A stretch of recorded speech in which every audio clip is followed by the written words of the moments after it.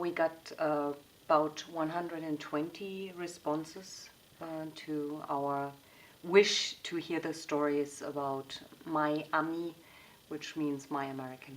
My personal favorite is, for example, this one, this little boy who got this pedal car by American soldiers.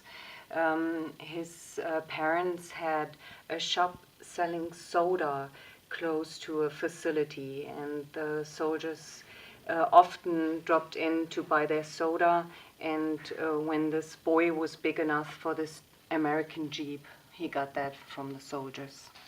The earliest activity that we really have by the 86th here at Ramstein would be at the end of January 1952.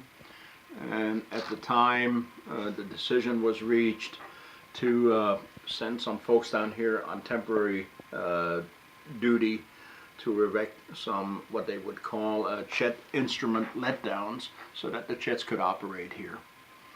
And then on, I believe it was 17 February, we had an advanced team, Detachment 1 from Headquarters 86th Wing, came down here, and their job was to supervise the construction of the airbase. And some 4 days later, Colonel John Chenault, the wing commander, came with some of his wing staff on an inspection tour. And then there is the much heralded date of 2 March, and that's actually when some 6 jets flew from Neubiberg, Bavaria, landed here at Ramstein. They couldn't do anything because of the construction that was going on. There was really no way to safeguard them, provide any protection, do any maintenance. Everything was missing, so 2 days later they turned back. Ah, Mother's Day. we are again in the 50s. Mother's Day. And what did they do in Ramstein? They took a old lady from Ramstein, a German old lady, Frau Rudolphi, and she became the mother of all American GIs. And they were carrying her around in the base and whatever. And you see, this was the commander of those days. When we look at the decision to locate Ramstein and the other 5 bases here in Rhineland-Pfalz, you really have to put that into the context of the Cold War. And if one looks at a map at where the perceived threat was coming from, and it would be the Fulda Gap, the much touted Fulda Gap, that puts us really in a direct line with that.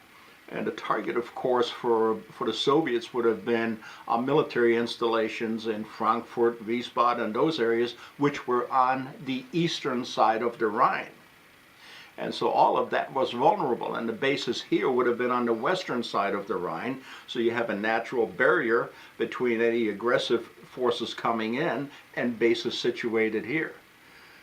Dear ladies and gentlemen, my experience with the Americans was within the year 1960. My father was in a large firm as an electrician working in Ramstein. On one special Sunday in summer of 1960, he drove my mother and myself in a very small car, BMW 600, to the air show in Ramstein. Already the drive from the Vorderpfalz to Ramstein was for me as a 6-year-old girl a big event, but especially the very large airplanes on the airbase were a great experience.